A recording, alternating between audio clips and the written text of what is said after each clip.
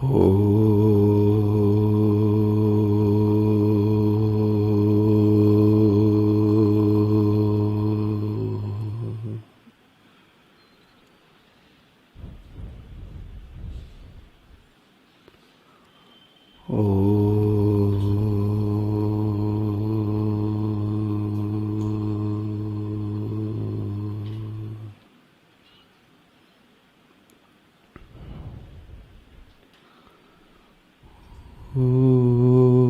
श्री गणेशाय नमः। ॐ श्री सरस्वती नमः। ॐ श्री गुरुभ्यो नमः।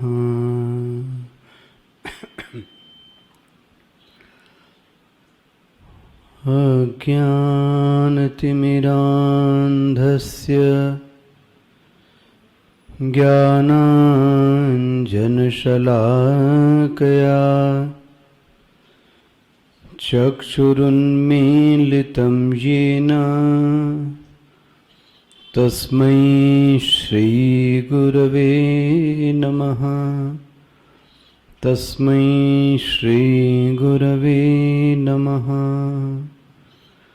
वसुदेवसुतं देवं कंसचाणूरमर्दनं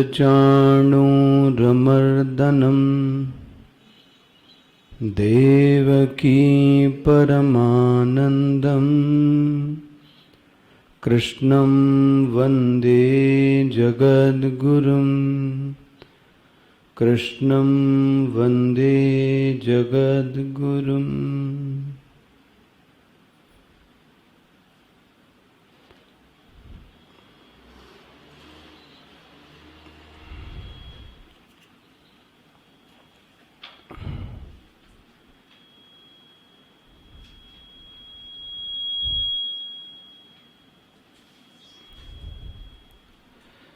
सातवें श्लोक से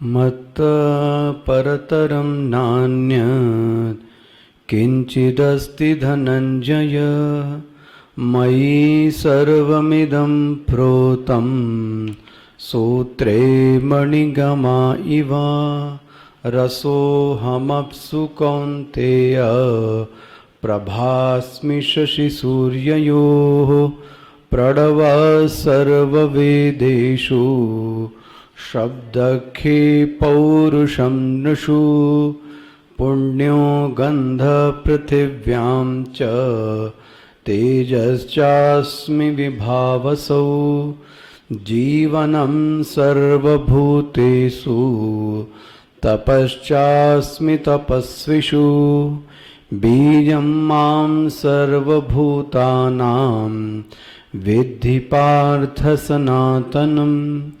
बुद्धिर्बुद्धिमतामस्मि तेजस्तेजस्विनामहं बलं बलवतां चाहं कामरागविवर्जितं धर्माविरुद्धभूतेषु कामोऽस्मि भरतर्षभ। ये चैव सात्विका भावाः राजसा तामसाश्च ये मत्त ये वेति तान् विद्धि न त्वहं तेषु ते मयि। न त्वहं तेषु ते मयि।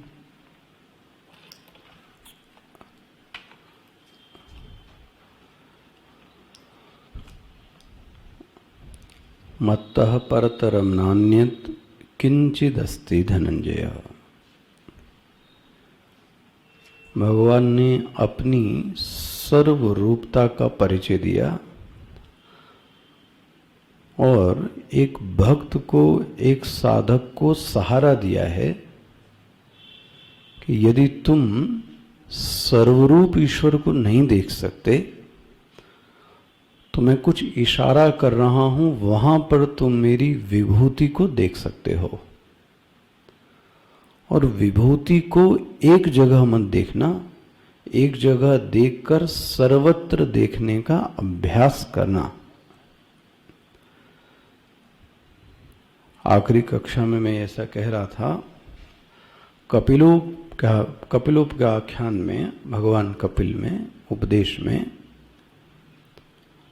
माता को उपदेश देते हुए ये बात कही कि कुछ लोग पूजा अर्चना तो करते हैं, अर्चा विग्रह ऐसा शब्द है, लेकिन पूजा अर्चा विग्रह के बाद जब जगत में देखने की बात आती है तो जगत में वो ईश्वर को नहीं देख पाते। तो मना भी नहीं किया जा सकता कि ये भगत नहीं है, क्योंकि वह एक जगह तो ईश्वर का दर्शन कर ही रहे हैं। वहां आया ऐसी पूजा को तामसिक पूजा कहा गया। जब हम सर्वत्र देखने में असफल हैं, ऐसी पूजा को भगवान कपिल कहते हैं ऐसी तामसिक पूजा है। साधक को प्रयास करना चाहिए कि वह एक देशीय ईश्वर को सर्वदेशीय सर्वरूप में देख सके। भाई, तो अब यहाँ प्रकरण चल हुआ और सृष्टि से प्रारंभ किया पंच महाभूतों से। तो आकाश में शब्द बनकर, वायु में स्पर्श बनकर, अग्नि में रूप बनकर, जल में रस बनकर, पृथ्वी में गंध बनकर। एक चीज और जोड़ लें, पुण्यो गंध पृथिव्याम च। जो यह गंध है यह नैसर्गिक रूप से सभी महाभूतों में है। मतलब नैसर्गिक रूप से सभी महाभूत अपने आप में पवित्र हैं। ये जो पुण्य शब्द है इसका समाहार सभी महाभूतों में कर लेना चाहिए।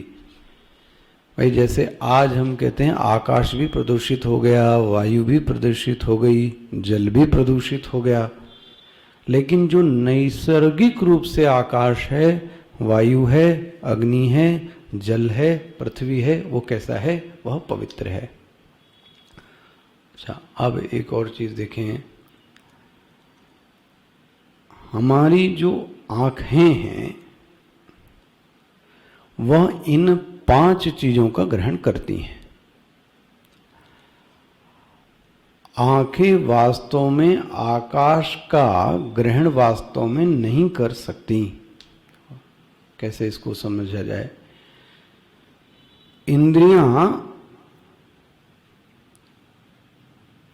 इंद्रियां कभी भी इंद्रियां विषयों को ही ग्रहण करती हैं, आकाश मतलब महाभूतों का ग्रहण नहीं कर सकती। थोड़ा इस विषय को पचाइए, क्या कहा गया? नेत्र के जरिए से आकाश का ग्रहण नहीं हो सकता, जीव के जरिए से, जीवा के जरिए से जल का ग्रहण नहीं हो सकता। सूत्र क्या कहा जा रहा है? इंद्रियों के जरियों से विषयों का ग्रहण हो सकता है, और जो वह विषय हैं वो किसके हैं? पंच महाभूत के। इंद्रियां इतना सक्षम नहीं हैं कि पंच महाभूतों को ग्रहण कर सकें। इस विषय को पचाइए जरा, क्या कहा जा रहा है। एक पंचदशी में बहुत अच्छा वर्णन है। तो हमारी इंद्रियां अग्नि का ग्रहण नहीं कर सकती, वायु का ग्रहण नहीं कर सकती, पृथ्वी का ग्रहण नहीं कर सकती, जल का ग्रहण नहीं कर सकती। अच्छा, तो इंद्रियों से जो ग्रहण होता है वह विषय का होता है, पंच महाभूत का नहीं। ये सूक्ष्मता दिमाग में रख ले। अच्छा, हो सकता है वो हम और आपके लिए नहीं है। यहां तक मुझे याद आता है, पतंजलि सूत्र में कुछ ऋषि मुनि हैं जिनकी इतनी सूक्ष्म साधना है कि वह पंच महाभूतों के दर्शन कर सकते हैं, आकाश, वायु, अग्नि, जल, पृथ्वी। लेकिन साधारण जो जीव है वह विषयों का ग्रहण तो कर सकता है, लेकिन पंच महाभूतों का ग्रहण नहीं कर सकता। अच्छा, वह विषय भी किसके हैं? महाभूत के। आकाश का विषय क्या है? शब्द। कम करो। वायु का ग्रहण क्या है? स्पर्श। अग्नि का क्या है? रूप। जल का रस, पृथ्वी का, महाभूतों का ग्रहण नहीं कर सकते। अब हमको लगता है कि हमने आकाश को ग्रहण किया, ऐसा लगता है कि हमने आकाश को ग्रहण किया, लेकिन बहुत अच्छा यहां उपदेश बताया गया। हमने क्या किया? आकाश में जो व्याप्त कण हैं, आकाश में जो व्याप्त गण हैं, प्रकाश, उन कणों से जो प्रकाश था वो टकराया, जो प्रकाश था वो क्या हुआ? उन कणों से टकराया, और टकरा के परावर्तित होकर जब हमें आंखों में आता है तो हमें क्या लगता है? विस्तार। ये देखो, ये विज्ञान का मत है। क्या कहा गया? वह जो किरणें हैं वो किससे टकराई? वो व्याप्त कणों से, और टकरा कर फिर कहां पे आई? हमारे नेत्र पटल पर, और फिर हमको किसकी? इसीलिए आप देखना, वेदांत में आकाश को क्या कहा गया?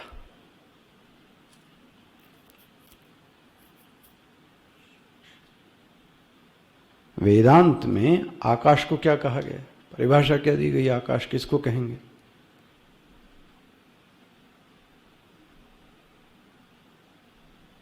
याद है किसी को भाई? वेदांत में आकाश की परिभाषा दी गई, दीर्घ विस्तारे संवित आकाशा। तो पहली बात, आकाश को संवित कहा गया। संवित मतलब वृत्ति। अब उस वृत्ति का विषय क्या है? दीर्घ और विस्तार की वृत्ति को आकाश कहते हैं। हम इन आंखों से आकाश को ग्रहण नहीं करते। जिसको कि हम आकाश कह रहे हैं, या तो वह दीर्घता की वृत्ति है या तो वह विस्तार की वृत्ति है। विषय सूक्ष्म है, और इसको कभी पंचदशीकार को पढ़ें और महाभूत विवेक, तो आपको और ये स्पष्ट होगा ये विषय। जो आपको एक और नमूना दें। अच्छा, ये हमारी धारणा है कि हमने आकाश को जाना है, तो कठिन लगेगा, सुन लीजिए। अच्छा, एक कल्पना करें कि अंधेरा भी नहीं है। थोड़ा कल्पना करके देखिएगा। और प्रकाश भी नहीं है। क्या नहीं है?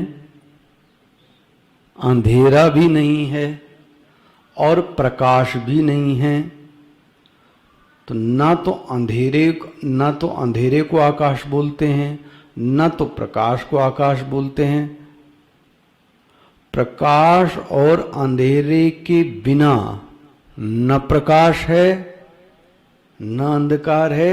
इसके बिना आकाश की कल्पना चालू कीजिए। क्या समझ में आता है इसमें?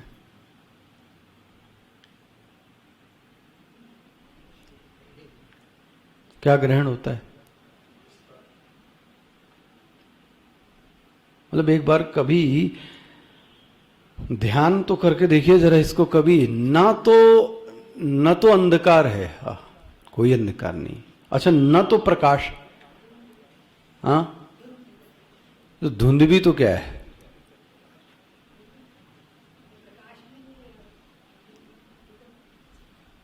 ना तो अंधकार न तो प्रकाश।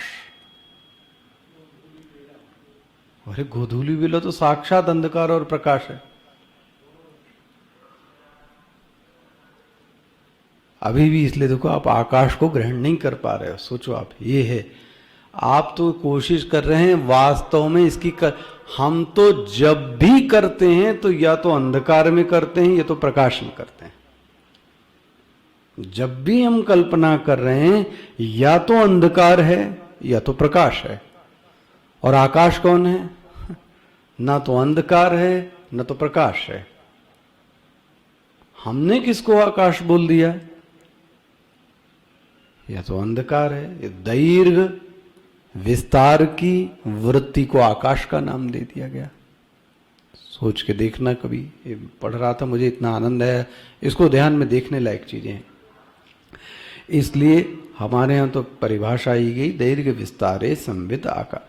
तो पांचों महाभूत वो प्रकरण तो अलग है, लेकिन हम इतना देखें कि पांचों इंद्रियों को विषय ही ग्रहण हो सकता है, आकाश को ग्रहण नहीं कर सकते हैं।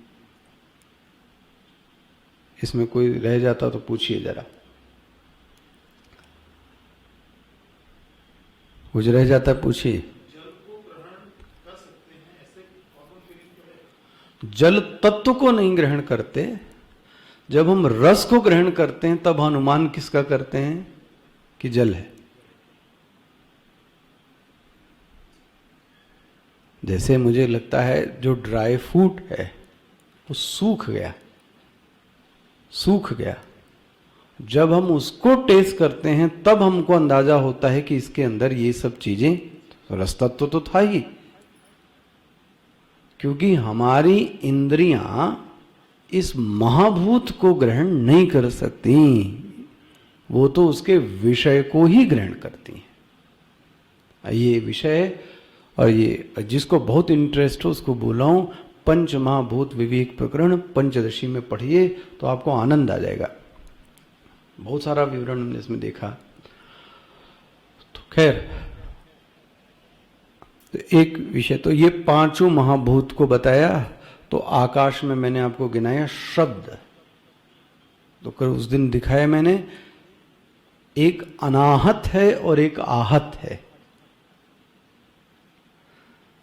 जब अभी कोई आवाज न हो, कोई आवाज, तब भी एक आवाज है। इसलिए मैं कह रहा सन्नाटे की भी एक आवाज है, शांति की भी एक आवाज है, तो उसको क्या बोलते हैं, अनाहत। और जब किसी चीज से वो टकरा गई तो क्या हो गई, आहत। इसलिए व्यक्ति कहता है मौन की भी अपनी एक आवाज है, वो शब्द नहीं है। तो एक आहत, तो वो कौन है, आकाश में मैं क्या हूं, शब्द हूं। तो तुम आकाश को तो नहीं देख सकते, शब्द को जब ग्रहण करो तो फिर मुझको देख लो। ये है इसका प्रैक्टिकल रूप जो आपको देखना है। हो गया। गंध, कल मैं कह रहा था, पृथ्वी में तो नैसर्गिक रूप से गंध है,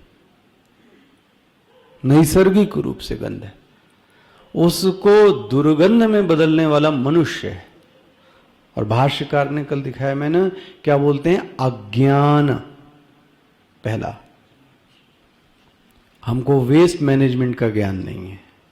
दूसरा, जो कर्तव्य का पालन हमको करना चाहिए वो कर्तव्य का पालन नहीं किया। दूसरा, तीसरा, भूत विशेष संघ, हमने दो चीजों को आपस में क्या कर दिया, मिला दिया। स्पष्ट हुआ। अच्छा, तो अच्छा, एक और थोड़ा विषय बता दो, इसलिए करो, मुझे पता है विषय बड़ा हो जाएगा। हम इन चीजों को तब तक ग्रहण नहीं कर सकते, वो ग्रहण तो अभी भी कर रहे हैं, लेकिन उस ग्रहण के प्रति हमारा भाव क्यों नहीं बन रहा है। ग्रहण तो अभी भी कर रहे हैं, लेकिन भाव क्यों नहीं बन रहा है। हाँ, और कुछ,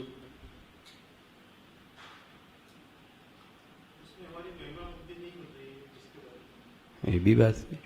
तो एक है, इसको स्वामी जी इसको ऐसा कहते रहे, और ये स्वामी जी ने भी जो विषय लिया था, मधुसूदन सरस्वती जी का एक ग्रंथ है भक्ति रसायन, भक्ति रसायन। इसमें एक बहुत सुंदर प्रश्न उठाया गया।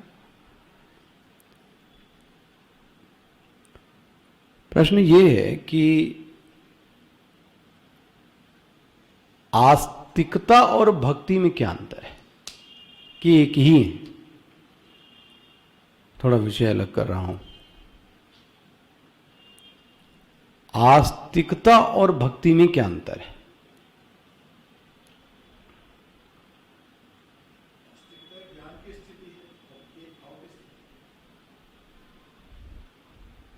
और कुछ भी। तो आस्तिकता मतलब ये है, ईश्वर है, स्पष्ट हो गया ना।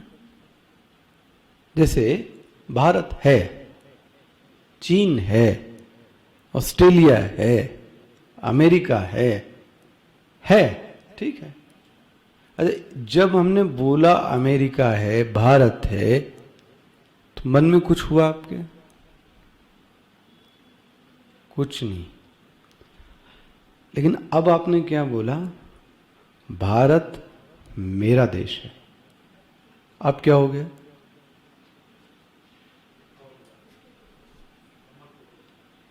जब आस्तिकता के साथ मम बुद्धि प्रवेश कर जाए उसको भक्ति कहते हैं।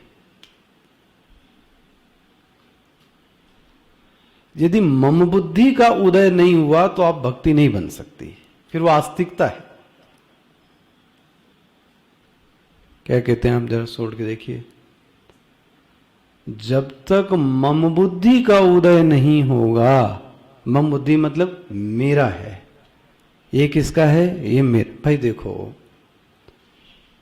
सीधी सी बात है, अनेक आश्रम है, तो हम लोग भी क्या बोलते हैं? आश्रम है, ठीक है, सुना है, हाँ है।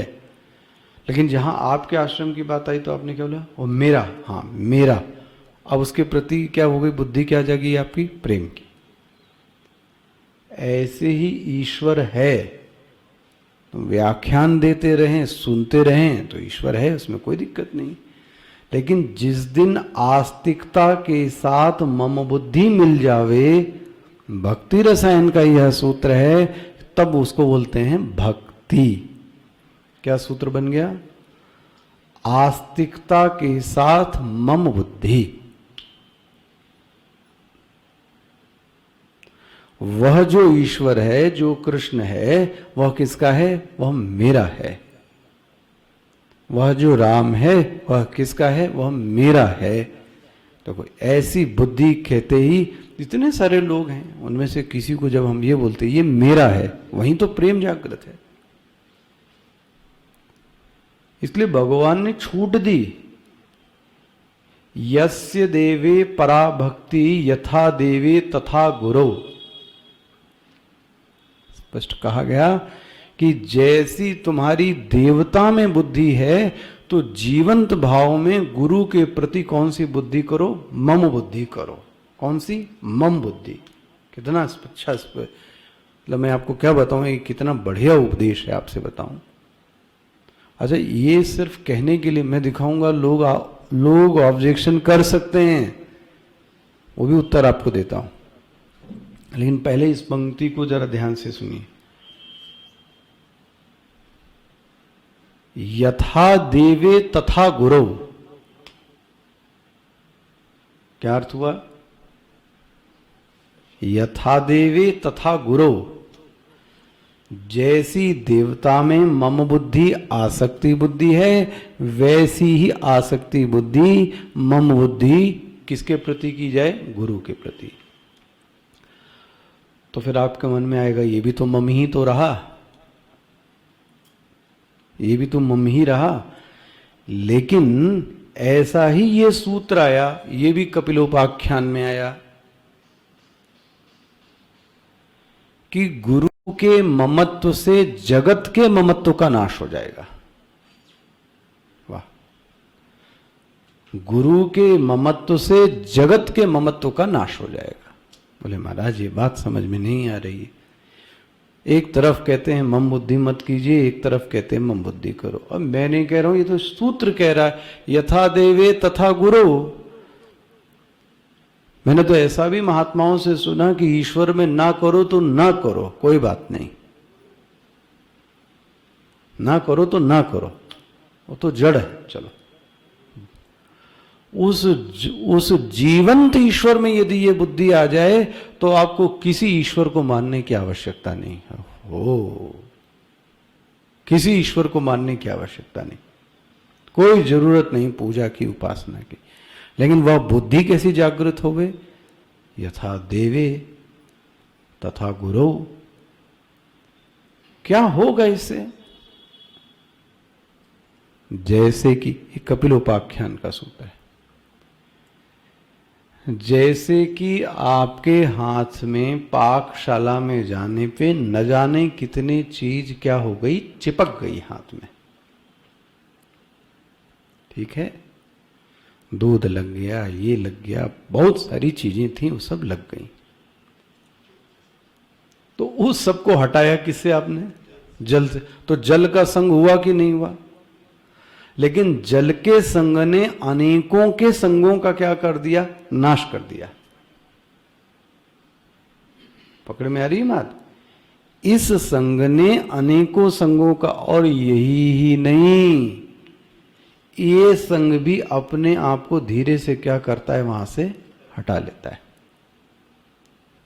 गुरु यदि चिपका रह जाए तो वह गुरु नहीं है।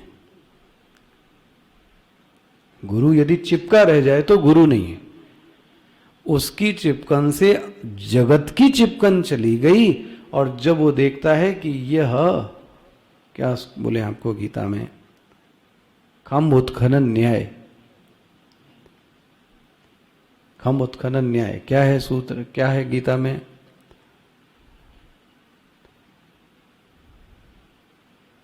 गुरुणापि विचाल्यते, गुरुणापि विचाल्यते। जब वह देख लेता है कि ये विचलित नहीं हो रहा है, एक खंबा गड़ गया, इसमें ईंटें जाड़ने की जरूरत नहीं है, तो वह गुरु जो खंबे को गाड़ रहा था वही गुरु खंबे को हिलाता है, हिलाने पर कष्ट होता है, और जब स्थिर हो गया तो खंबे को क्या कर दिया? छोड़ दिया। क्यों?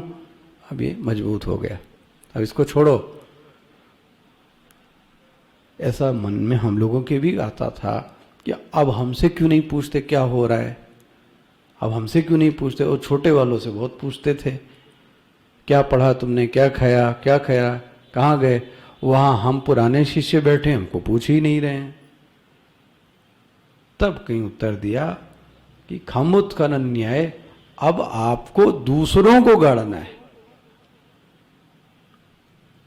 खैर विषयांतर क्या करें, आपको एक बार ऐसी बड़ी अंदरूनी चर्चा आपको बताऊं। तो मैंने ऐसा पूछा स्वामी जी से अपने कि सच्चे भाव में गुरु को, मतलब गुरु सेवा क्या होगी,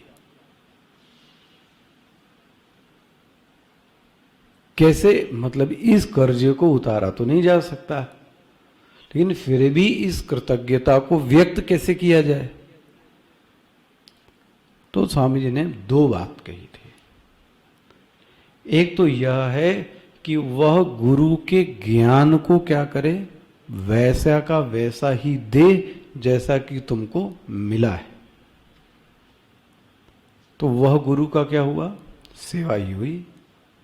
दूसरा, जब उन्होंने मेरे लिए तो ऐसा ही कहा था, जब तुम आए तो तुमको कुछ चीजें दी गई, ठीक है, कुछ चीजें दी गई। ऐसे ही तुम्हारा कार्य है कि आने वाले के लिए भी कोई नई चीज क्या करो, देकर जाओ। बहुत बड़ी चीज है ये। तो वो कौन सी वो होती है दौड़, जिसमें टॉर्च एक दूसरे को देते हैं, रिले है ना, वो दौड़ता है फिर उसको दे देता है। ये तो ऐसे ही है। आप 20 साल बाद, आपको भी 10 साल बाद फिर नीचे जाना है, आप लोगों को भी लैंड करना ही पड़ेगा। हरदम टॉर्च लेके तो दौड़ नहीं सकते आप। वह चीज आपने दूसरे को दी कि नहीं दी, और दी तो कैसी दी, अच्छी चीज दी बना के, किसी दूसरे साधु के लिए, दूसरे ब्रह्मचारी के लिए कोई एक और अच्छी जगह दी, जिससे कि और ज्ञान का क्या हो सके, प्रसार। तब आप समझो कि आपकी गुरु भक्ति क्या हो गई, पूरी हुई। बट याद रखो वो सूत्र, आस्तिकता नहीं, आस्तिकता के साथ मम बुद्धि का उदय, यह भक्ति है। सिर्फ आस्तिक नहीं, आस्तिकता से कुछ मिलता नहीं है जीवन में। देखो बहुत सारे मंदिर हैं, हाँ हैं, सुना है, वो महात्मा बहुत अच्छे हैं, हाँ हैं, सुना है। आपको क्या मिल गया? कुछ नहीं। लेकिन किसी ने कोई अन्य जो परिचित महात्मा उनके बारे में आपको बताया तो आपके मन में क्या जाग गया? प्रेम। क्यों जगा प्रेम? मम बुद्धि का उदय होगा। स्वामी जी ऐसे कहते रहे, ऐसे ही जगत के इन भूतों के प्रति भी ममत्व बुद्धि जाग जाए। क्या बुद्धि जाग जाए? ये जो दिख रहा है ये हमारा ही भगवान वेश बदल कर बैठा है। आहा, ये साधुओं की भाषा है। आज महाराज ये शब्द बनकर आ गए हैं। कौन? उस शब्द में ईश्वर को मत देखो तो बहुत मुश्किल हो जाएगी। मेरा ही इष्ट, मेरा ही इष्ट आज इनके मुख से शब्दों के माध्यम से ही निकल रहा है। देखो भगवान का साक्षात अवतार हो, ये बुद्धि जागृत हो जाए तो यह विभूति का दर्शन हो सकता है। वरना तो हम लोग कितनी बार न जाने पढ़ते हैं, पढ़ने के बाद फिर छोड़ देते हैं, फिर हमारी बुद्धि नहीं जागती। कितनी बार पढ़ा चुके। उसका कारण क्या है? हमारे जीवन में इसके प्रति ममत्व बुद्धि जागृत नहीं होती। हमको ये समझ में नहीं आता कि ये साक्षात ईश्वर का रूप है। हो गया। तो इसलिए देखो 5 महाभूत देख लीजिए, आकाश, वायु, अग्नि, जल, पृथ्वी। स्पष्ट हो गया। दुर्गंध का भी मैंने भाष्य आपको बताया, अंडरलाइन कर लिया होगा। अपुण्यत्वम तु गंध आदि नाम अविद्यादि अधर्मादि अपेक्षम संसारिणाम भूत विशेषम संसर्गम भवति। दुर्गंध का कारण ये 3 है, इस पे चर्चा हो चुकी। कहीं भी दुर्गंध होगी ये 3 कारणों से होगी। अज्ञान, आपको पता ही नहीं कि कोई चीज कैसे की जाती है तो बदबू ही आएगी। दूसरा, जो करना चाहिए था जैसा वैसा नहीं किया, बदबू ही आएगी। तीसरा, इन दोनों चीजों का आपस में क्या हो जाना? मिश्रित हो जाना। इसको क्या बोलेंगे? दुर्गंध का सूद। वहीं से दुर्गंध। तो दुर्गंध निमित्तक है, पुण्य नैसर्गिक है। अपनी बात मैंने यहीं से प्रारंभ की थी। वह जो पुण्यता, पुण्यता मतलब पृथिव्याम पुण्य गंध पृथिव्याम च, यह पुण्य शब्द सब में लगा लीजिए। किसमें?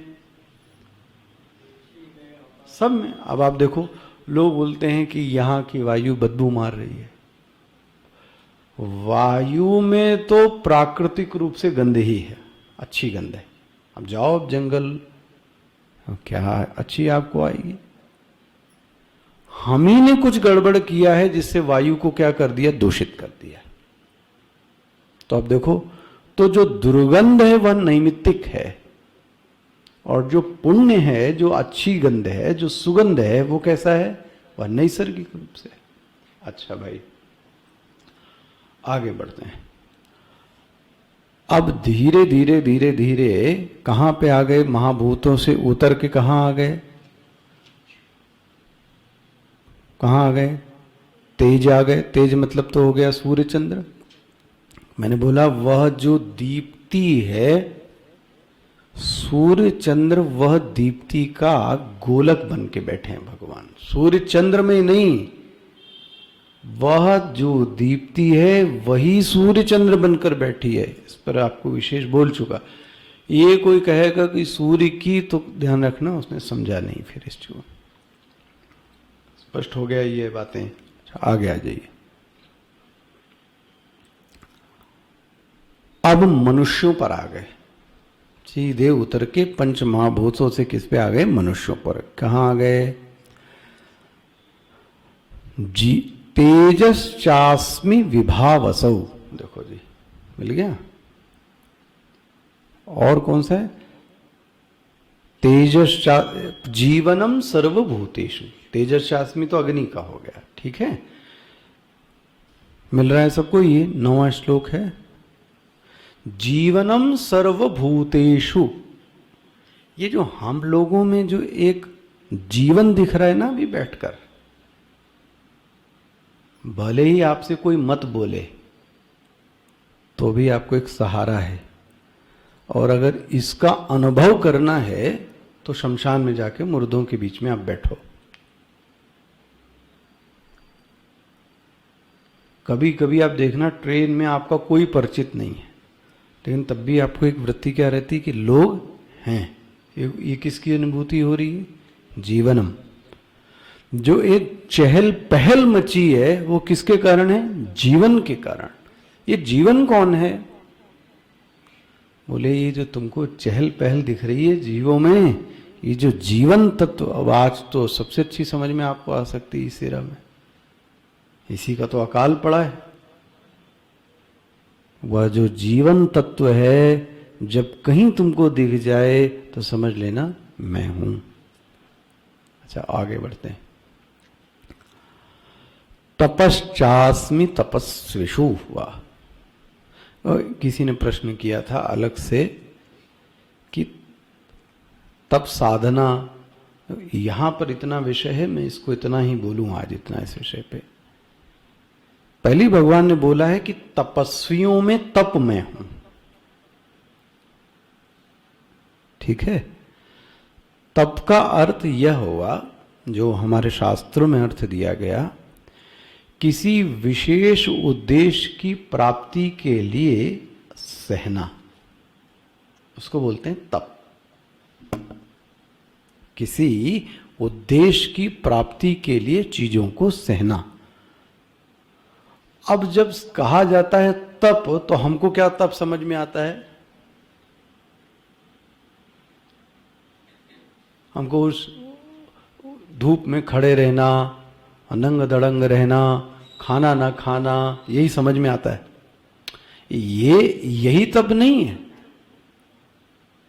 अरे ऐसे तप को तो चलो मैं अब क्या बोलूं, कर्षयंत शरीरस्थम माम। भगवान ने जो बहुत शरीर को ऐसा कृश करते हैं, इनको बोला ये लोग तामसिक हैं। वो लोग भी सुन रहे हैं, सुन ले जो पूछा। ये कोई तप नहीं है, तामसिक तप है। आप गीता में पढ़ें, वांग्मयम तप उच्यते। वांग्मय का तप अलग है, मानसिक तप अलग है। अब ये पढ़ना यहां तो मैं विषय नहीं कर सकता, फिर बड़ा हो जाएगा। वाणी का तप अलग है। अब वाणी का तप क्या है?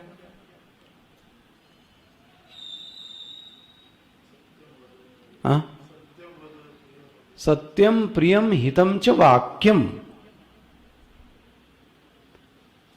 सत्यम प्रियम हितम च स्वामी जी ने बोला, और मितम भी जोड़ लो इसमें। वाणी सत्य होवे, सत्य के साथ वह हितकारी होवे, हितकारी के साथ हाँ वह प्रिय होवे। ये तप है ना। अभी करके देखो आप, कौन सा तप आसान है, आपको समझ में आ जाएगा। 2 घंटे रहना आसान है धूप में, लेकिन ये 10 मिनट के लिए करना, तो आदमी एक दिन बिना झूठ के रह नहीं पाता। आदत पड़ी। कितना बड़ा मानसिक तप देखना, उन वृत्तियों को आने से ही रोक देना। ओहो, करके देखो एक दिन आप। ऐसी वृत्तियों का उदय ही चित्त में ना होवे, और पवित्रतम दिन होगा उस दिन। पवित्रतम दिन होगा जिस दिन ऐसा हो। ये मानसिक तप कहा गया। तो जिन सज्जन ने पूछा है उनके लिए कह रहा हूं, तप भी है, लेकिन तप के कई प्रकार हैं, तप के उद्देश्य अलग अलग हैं। अब तप का उद्देश्य मेलाओं में यह हो गया कि उसको देखकर लोग हमको रुपए डाल दें हमारे ऊपर।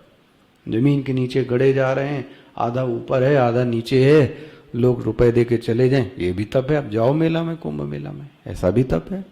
क्या कहोगे आप? लेकिन ईश्वर की प्राप्ति, सत्य की प्राप्ति हो जावे, इस उस दिन मैं कह रहा था, इसलिए स्वामी जी बोलते थे तप का उल्टा ही है पत।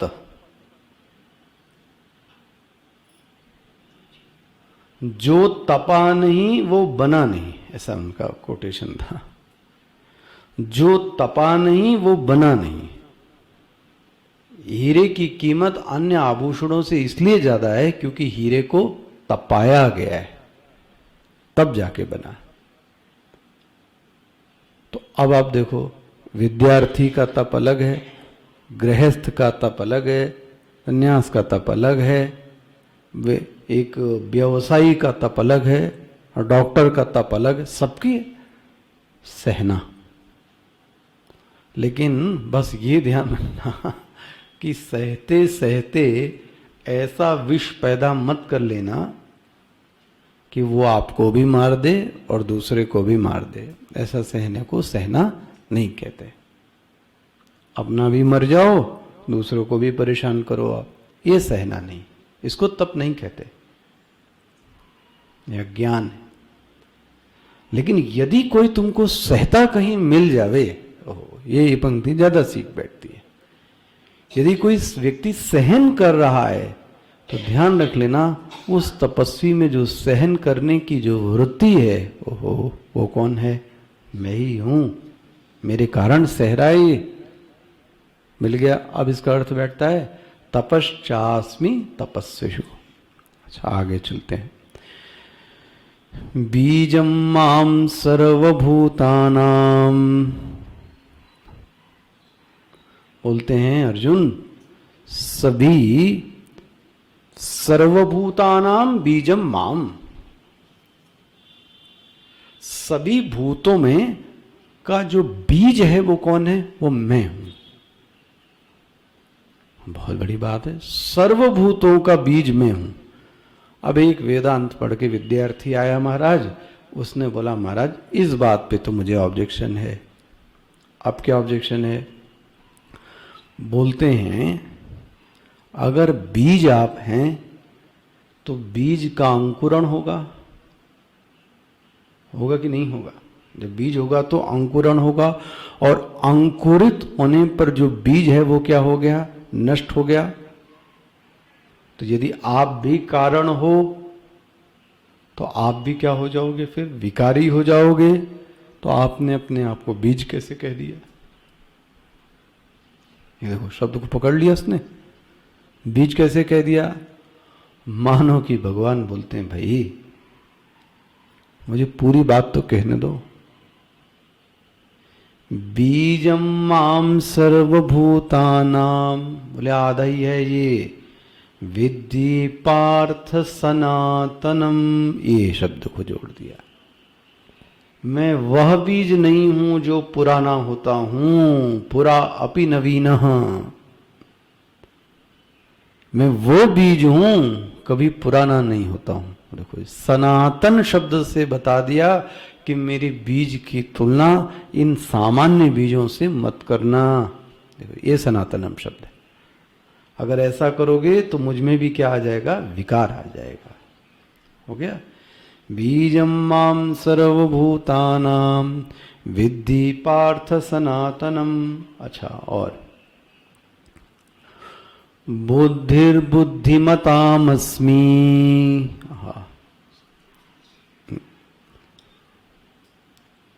अगर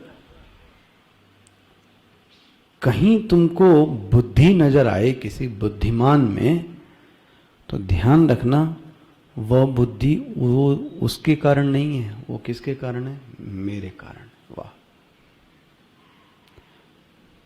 स्वामी जी इसको ऐसा कहते रहे, कृपा से बहुत सारे साधुओं का दर्शन होता है, और जिनकी मेधा में उपनिषद, भगवत गीता, भागवत सब मेधा में रखा हुआ है। कहां से? क्या उनके पुरुषार्थ से है? तो पूछ के देखना कभी कुछ ऐसा मिल जाए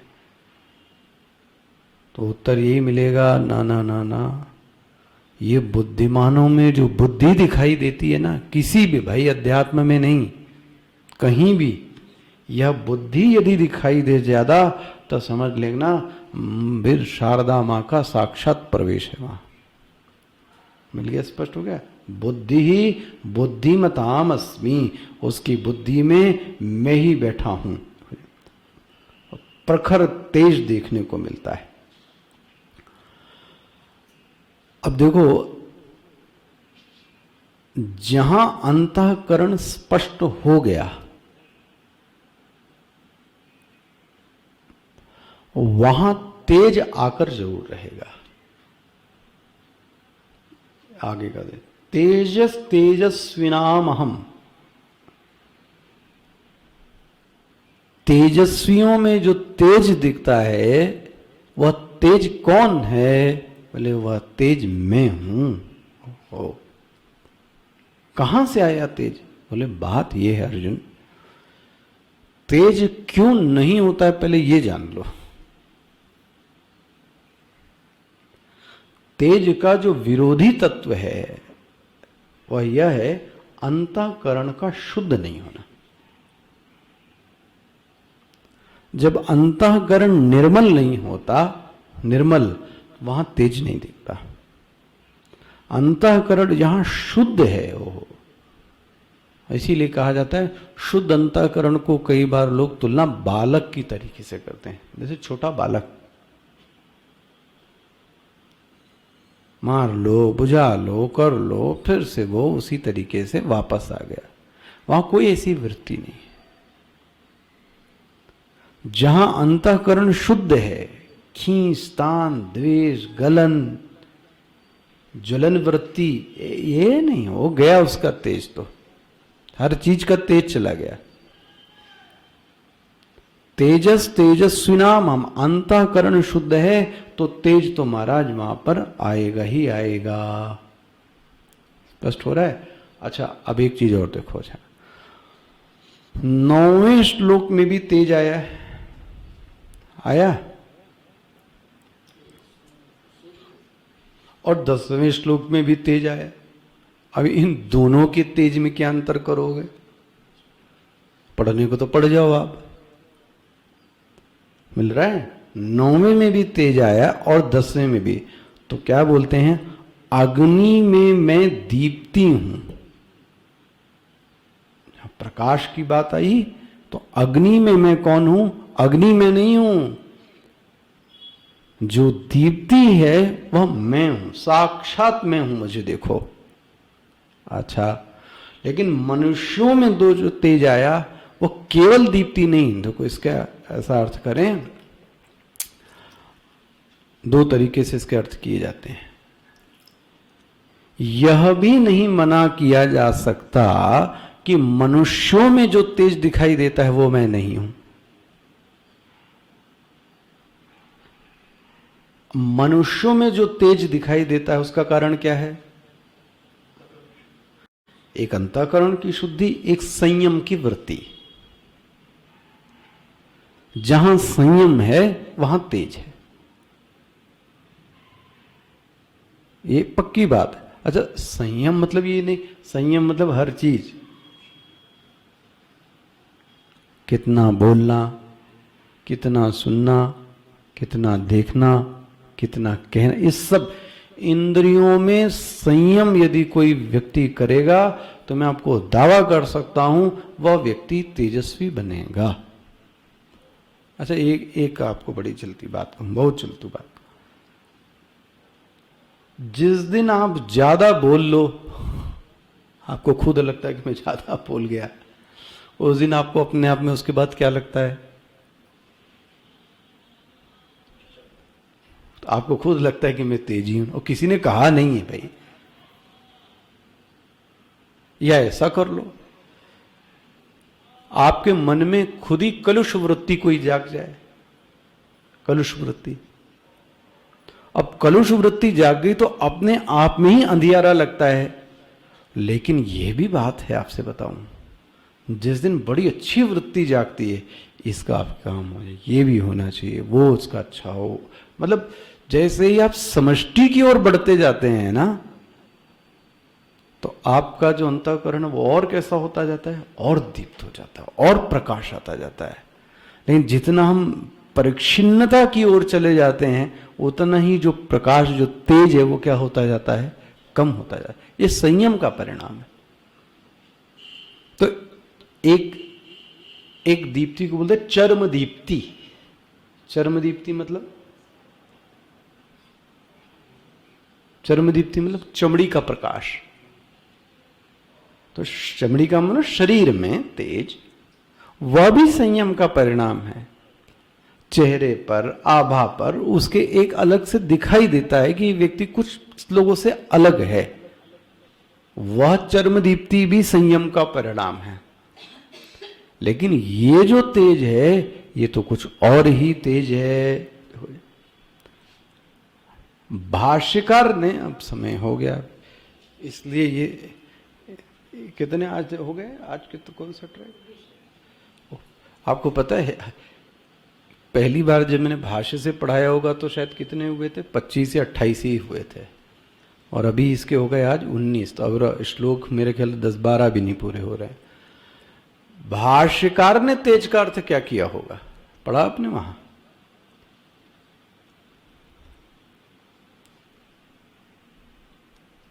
पड़ोस में क्या लिखा है? प्रागल्भ्यम। ये सब समझना, एक एक शब्द है। तेजस तेजस्विन मिलता है माता जी, दोनों लोगों को मिल रहा है, अंडरलाइन है कि नहीं? वो पहले भी पढ़ाया होगा ये वाक्य। हाँ, प्रागल्भ्यम, इसको बोलते हैं अपरिभूतता। हिंदी पढ़ा है इसको, अपरिभूतता। अपरिभूतता का अर्थ क्या हुआ? अपराजित भाव।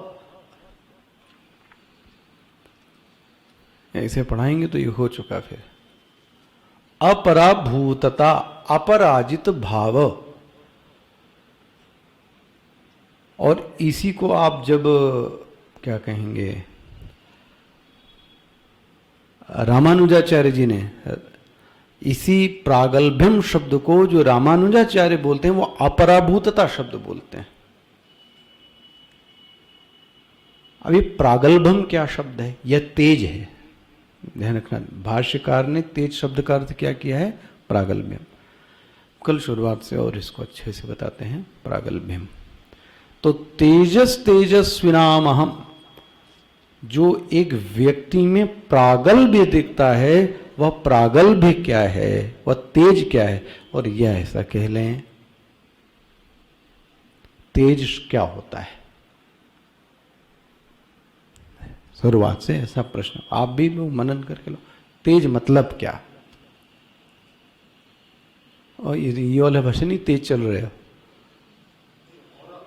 हाँ, अब ये बड़ा अजीब सा, कई लोग इसको कई कई बात बोलते हैं। जैसे आपने बोला ऑरा, कोई बोलता है वाइब्रेशन बहुत स्ट्रांग है, कोई बोलता है कि इनके सामने चुप हो जाते हैं, कोई कहता है कि रोमांचित हो जाते हैं, बहुत सारे हैं। ये सभी तेज हैं। इनमें आपको दिखाऊंगा कल प्रागल्भ्यम का जीवंत क्या अर्थ होगा, ठीक है? कल देखते हैं।